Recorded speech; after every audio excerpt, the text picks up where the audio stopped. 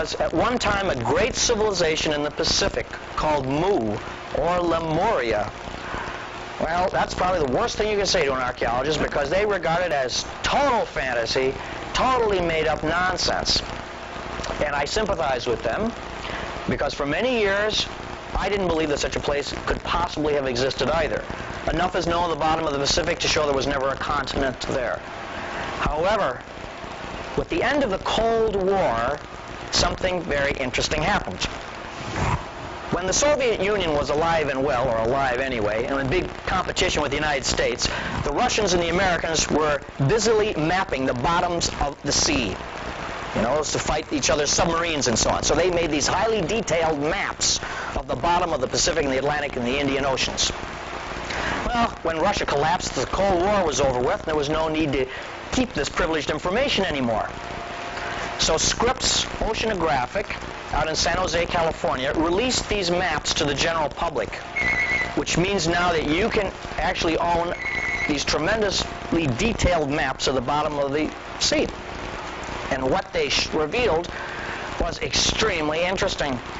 In the Pacific, we now know, and I will show you on the reproduction of this map, there is not a sunken continent, but there is a sunken archipelago, which is almost as big. An archipelago, for those of you that are not familiar with it, is like a string of islands, dry islands, very closely related, and their base underwater is all contiguous. It's all related together. What these maps reveal are a series of huge archipelagos which are in shallow water and which oceanographers know sank very recently. So recently, they could have been occupied by human beings. So right away we thought, well, there's a candidate for Mu or Lemuria, but still doesn't prove anything. It's interesting, but this really existed. Then in summer, last year only, some divers off the coast of Okinawa, South Japan, by accident, made one of the most fabulous discoveries ever. They found an underwater stone city, a magnificent city that stretches over 300 miles. It is from 100 feet to 20 feet below the surface, which means it's within sport diving range. It has been seen by hundreds of divers. It's been broadcast all over Japan and Europe. And what this city reveals is fabulous. It's hardly able to grok it. It's in great shape. It hasn't been destroyed by some cataclysm like a volcano or something. Either the water rose suddenly somehow, the sea level rose, or some volcanic plate dropped. No one knows how exactly. But this city is made up of an enormous 560-foot long pyramid. It's not like a pyramid you see in Egypt. It's like a temple based upon other temples in a pyramidal form. You go further north, and there are these great avenues, boulevards, and streets, steps, archways. I'll show you the photographs now. I have some of the shots of this. And more sites are being found. First there was one site found, then there were 3 more. Now 8 different areas of this have been found over a 300-mile area. And that area of Okinawa is part of this great archipelago that sank, the very extreme Asian end of it. And as underwater explorers continue, hopefully, almost for sure, they're going to find more of these. Now, is this Lemuria under the water? Well, if it isn't, I don't know what else it could possibly be.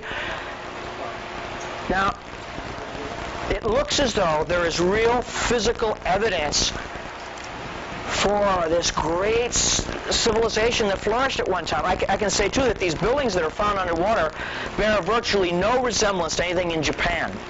A little bit, but very, very little. They mostly resemble, strangely enough, structures you see on the west coast of the Americas.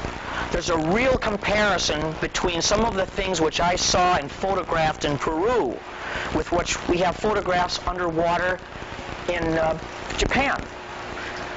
So the theory, and a very plausible one, a very workable one, is that there was a Mu, or Lemuria. By the way, that name recurs all through Asia. It recurs all through the Americas, where and the Native Americans as well talk about their ancestors coming from this place which they refer to as Mu, or variants of the name Mu. For example, there's a great city on the coast of Peru, and they call that Chanchan. It belonged to people who call themselves the Chimu. And on this, I've seen this place myself. It's available to anybody that goes there. On the walls of the city that belonged to the Chimu, which has just been unearthed from the desert, by the way. They've only seen the tops of it for years, and now archaeologists are brushing away the desert. And they revealed a very long mural on the side of a wall, which they call the Palace of the Governor, just as a name to tag on. And along the side of this wall, it appears to depict the different history of these people. And part of this long wall shows a series of pyramids underwater with fish swimming over the top.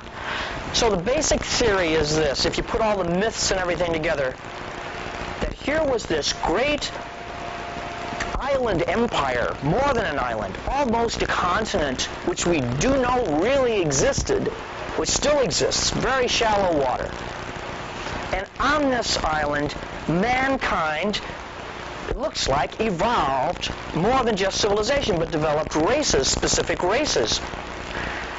And when this land began to suffer from some geologic catastrophe, began to sink, the people left. And they took all their high technology, their high spirituality, and their culture, and they came, many of them, to the Americas. Relatively few, for one reason or another, went out to what is now Melanesia. And the conditions there are very rough, very hard. And over years, over the time, the generations, the blacks there, they lost their civilization just in a fight for survival, and they got lower and lower. Whereas the blacks that went to Mexico found an environment far more conducive. The Valley of Mexico, you can do a lot of planning there. There they developed civilization, and it rose very high. What's interesting, too, is that in the past, only the past year, a number of skeletal remains have been found all along the west coast, all